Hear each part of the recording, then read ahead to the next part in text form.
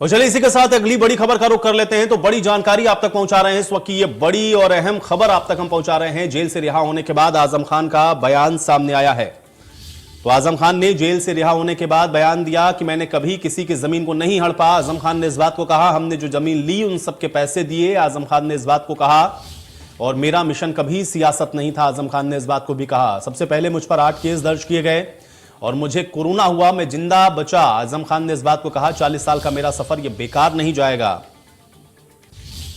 तो बड़ा बयान आजम खान की तरफ से दिया गया है। जेल से रिहा होते ही आजम खान की तरफ से यह बयान दिए गए। जेल से रिहा होने के बाद आजम खान का यह बयान बेहद महत्वपूर्ण है जो कि दिया गया उनके द्वारा। मैंने कभी किसी की जमीन को नहीं हड़पा।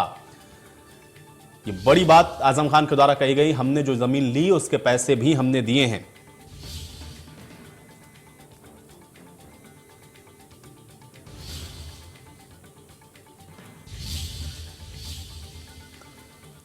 तो बड़ी जानकारी आप तक पहुंचा रहे हैं। मैं हादसों से भी जीत कर आया हूं, आजम खान ने इस बात को कहा है। लीडर होते तो मैं जेल नहीं जाता, मुझे सुप्रीम कोर्ट से ही न्याय मिला है। आजम खान ने इस बात को कहा है। जौहर यूनिवर्सिटी हमेशा बुलंद रहेगी, आजम खान के द्वारा इस बात को कहा गया। ये बड़ी जानकारी है। खंडहर देखने लोग हमेशा आएंगे। आजम खान ने इस बात को कहा कि मुझे सुप्रीम कोर्ट से न्याय मिला है। तो बड़ी और अहम बातें आजम खान के द्वारा कही गई हैं। मेरा मिशन कभी सियासी नहीं रहा, यह बात आजम खान ने कही है। मुझे सजा याफ्ता कैदी की तरह जेल में रखा गया, आजम खान ने इस बात को भी कहा। और दरोगा ने कहा था मेरा इनकाउंटर हो सकता है, आजम खान ने इस बात को भी कहा। तो अखिलेश पर पूछे गए सवाल को आजम खान हालांकि टाल गए, यानी कि उस सवाल का उन्होंने जवाब अभी तक नहीं दिया। अखिलेश यादव पर कुछ भी बोलने से आजम खान ने किनारा किया है, लेकिन कुछ बातें आजम खान ने जरूर कही हैं जो कि इस बात को दिखा रहा है कि जो समय आजम खान का जेल में बीता है उसको लेकर के उन्होंने अपनी बात को अब रखा है सामने। तो सपा डेलीगेशन पर नहीं मिलने पर भी आजम खान बोले हैं, उस वक्त मेरी तबीयत खराब थी। लेकिन अखिलेश यादव को लेकर के जब उनसे सवाल पूछा गया तो उन्होंने इस पर कुछ भी नहीं बोला। इशारों ही इशारों ने आजम खान ने अपनों पर तंज भी कसा है। मेरी तबाही में अपनों का हाथ है, आजम खान ने इस बात को कहा। और मैं कभी नेता नहीं था, यह बात भी आजम खान ने कही।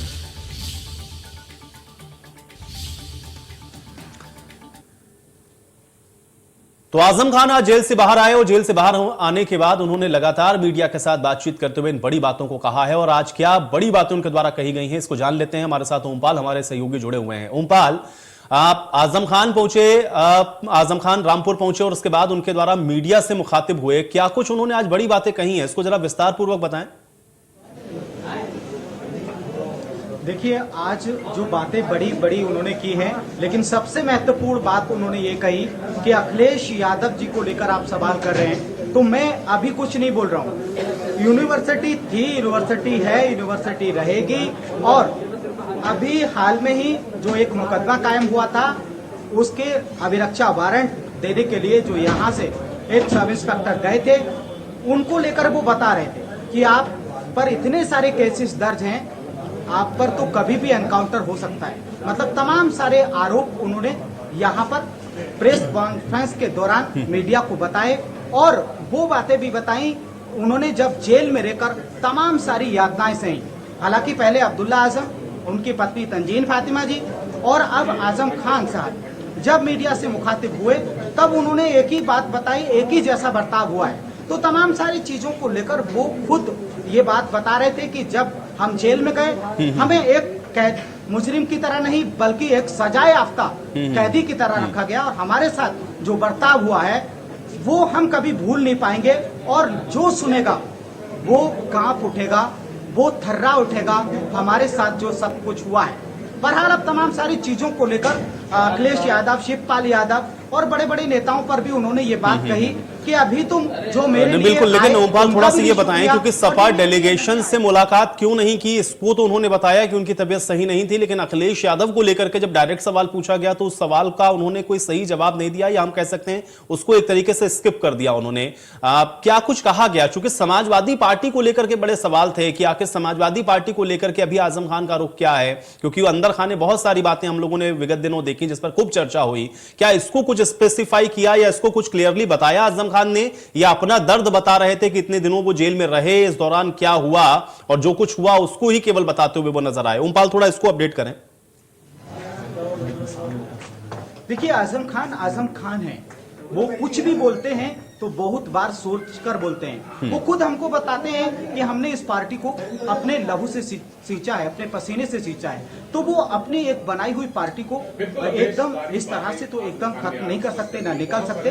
लेकिन उन्होंने जिस तरह से इस बयान को एकदम स्किप कर दिया और आगे कुछ नहीं बोले, तो मैं समझ सकता हूं कि अभी वो समाजवादी पार्टी में बड़ी आसानी से ना कहीं जाने वाले हैं और ना कुछ करने वाले हैं। जो गतिविधियां हुई हैं, जो उनके साथ नहीं हुआ, जो होना चाहिए, उन सब चीजों को निपटने के लिए अब वो खुद प्लानिंग बनाएंगे और उसके बाद ही कुछ बता पाएंगे। बिल्कुल, लेकिन आजम खान के अब रामपुर पहुंचने पर वहां पर किस तरीके का माहौल था, और खासतौर से चूंकि रामपुर का जो प्रतिनिधित्व करते रहे आजम खान, और जिस तरह से वो पिछले काफी लंबे समय से हम लोग देख रहे थे कि जेल के अंदर थे, उसके बाद वहां पर लोगों का रिएक्शन क्या था? चूंकि आजम खान का बहुत लंबे समय से इंतजार वहां के क्षेत्रवासी, उनके जो समर्थक हैं वो सब कर रहे थे, जब पहुंचे हैं रामपुर तो उस समय क्या कुछ वहां का माहौल था, थोड़ा उसको भी अपडेट करें।